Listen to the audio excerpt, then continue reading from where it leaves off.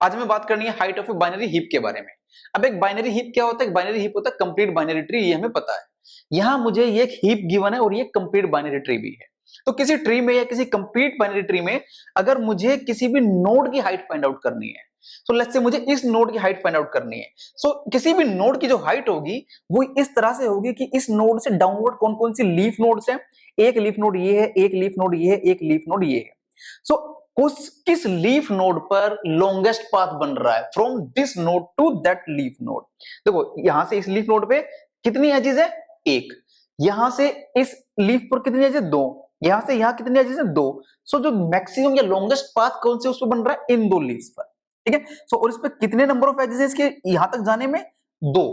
So 2 will be the height for this node. ठीक है। इस नोड के लिए देख लेते हैं।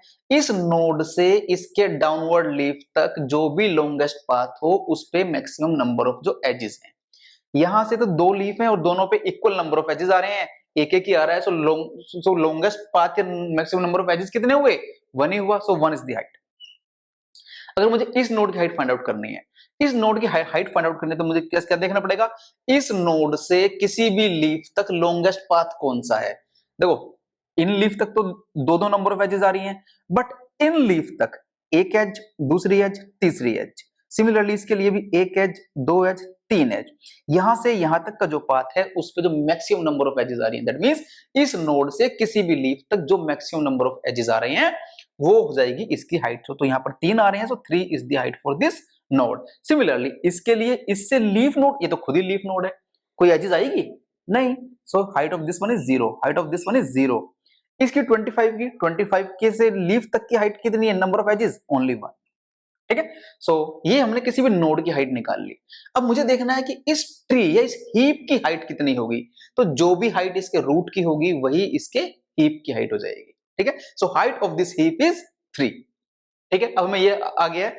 अब मुझे एक टर्म पता है, मुझे एक टर्म ये पता है कि मुझे किसी भी हीप में अगर हाइट h है, किसी भी हीप की हाइट अगर h है, सो उसमें जो मिनिमम नंबर ऑफ एलिमेंट्स होंगे वो होंगे 2 raise to the power h, और जो मैक्सिमम नंबर ऑफ एलिमेंट्स होंगे वो हो सकते हैं 2 raise to the power h plus 1 minus 1। देख लेते हैं।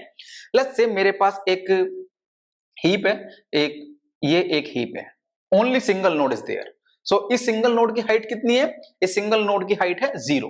सो 0 इज द हाइट। अगर 0 है तो इसमें कितने मिनिमम नंबर ऑफ एलिमेंट होने चाहिए?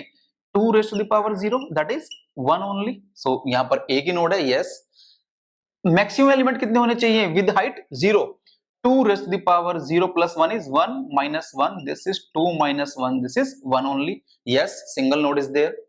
ठीक है। अब मैं कहता हूं कि नहीं, मैंने अब जो मेरे हीप है उसमें दो नोड है, एक नोड ये है और एक नोड ये है।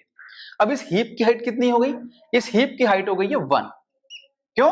क्योंकि इस हीप की हाइट क्या होगी? इस रूट की हाइट। और इस रूट की हाइट कितनी है? इस रूट से लीफ तक की जितने भी नंबर ऑफ एजेस हो, सो इसकी हाइट कितनी हो गई? 1 ओनली। इस पे कितने मिनिमम नंबर ऑफ एलिमेंट्स होने चाहिए? 2 raise to the power height, that is 1। So this is 2। Yes, 2 ही एलिमेंट है। ठीक है। विद हाइट 1 मैक्सिमम एलिमेंट कितने होने चाहिए? 2 raise to the power 1 plus 1 minus 1, this is 2 raise to the power 2 minus 1, this is 4 minus 1, that is 3।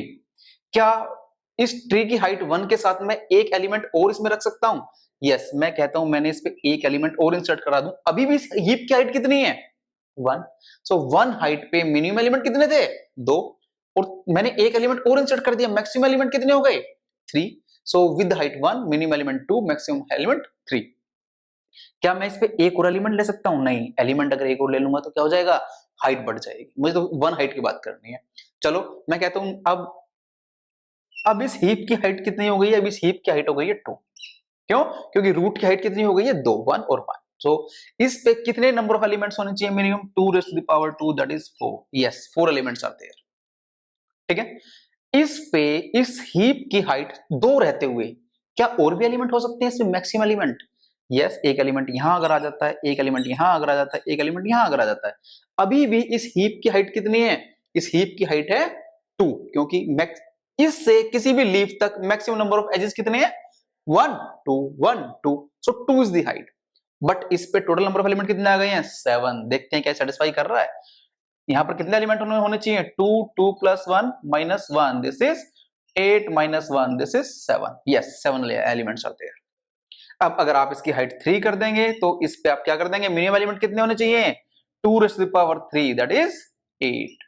Yes, आप क्या करेंगे, अब इसकी हाइट कितनी हो जाएगी, 3 हाइट हो जाएगी. So minimum elements are 8 and maximum element should be 2 raised to the power 3 plus 1 that minus 1 this is 15. ठीक है, yes this property is true. So हम ये कहते हैं कि किसी भी हीप की हाइट अगर h है तो उसके अंदर मिनिमम नंबर ऑफ एलिमेंट्स जो होंगे वो 2 raised to the power h होंगे और मैक्सिमम एलिमेंट्स कितने होंगे, 2 raised to the power h plus 1. That means जो n होंगे, जो नंबर ऑफ एलिमेंट्स होंगे किसी भी हीप में, वो इन दोनों के बीच में होने चाहिए. मिनिमम इतने, मैक्सिमम इतने. सो n इन दोनों के बीच में कहीं लाई होना चाहिए. दैट मींस n जो है 2 raised to the power h से बड़ा होना चाहिए, क्योंकि 2 raised to the power h क्या है, मिनिमम नंबर. तो जो n है वो 2 raised to the power h से बड़ा होना चाहिए. Yes, true. और जो n है वो इससे छोटा होना चाहिए, छोटा s के इक्वल. ठीक है, सिमिलरली n क्या होना चाहिए, 2 raised to the power h plus 1 से इक्वल या उससे कम. ठीक है, सो this is okay. So this relation with these two numbers is fine.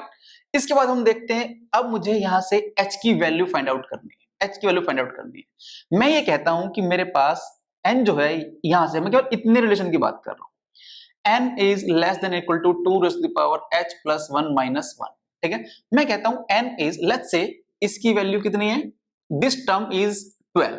I'm just assuming like this one, 12.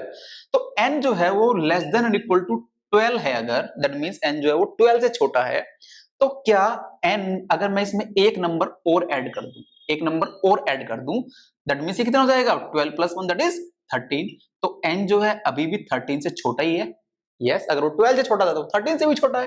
तो मैं यहां ये कहना चाहता हूं कि यहां पर मैं अगर इस नंबर के साथ यहां पर एक नंबर और ऐड कर दूं, एक एलिमेंट और ऐड कर दूं, सो मैं क्या ये कह सकता हूं, दिस वन इस वन से, क्योंकि ये रिलेशन तो अभी भी सेटिस्फाइड ही है ना यार.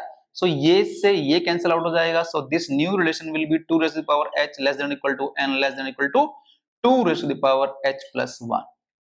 ठीक है, अब आप इसमें दोनों तरफ logarithm ले सकते हैं. So taking log on both sides, I will be getting, it will be log 2 raised to the power h should be less than or equal to log n. It should be less than or equal to log of 2 raised to the power h plus 1. ठीक है, और क्योंकि हम यहाँ पर base क्या है, log के साथ बेस इज 2, सो ये h आगे आ जाएगा. This term will be log 2 base 2. Similarly this should be log n या बेस 2 में बेस 2 है ही हमारे पास यहाँ पर.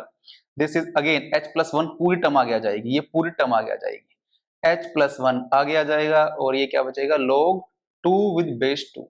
ठीक है, बेस में 2 चल रहा है क्योंकि हम बाइनरी की बात कर रहे हैं. ठीक है, सो यहाँ पर अब हमारे पास क्या हो जाएगा, ये टर्म क्या बन जाएगी, 1. ये टर्म भी क्या बन जाएगी, 1.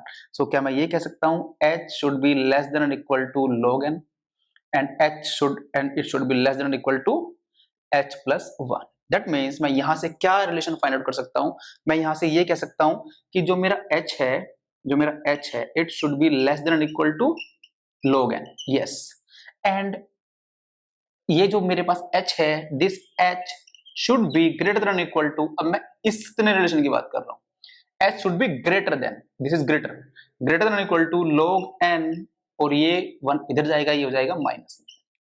सो हाइट जो है वो minimum h should be lesser than or equal to log n, maximum log n होनी चाहिए, और इससे ग्रेटर देन, किससे greater than, log n minus 1 से, उस ग्रेटर देन उसके इक्वल. सो क्या by using mathematical property can I say that h should be floor function with log n.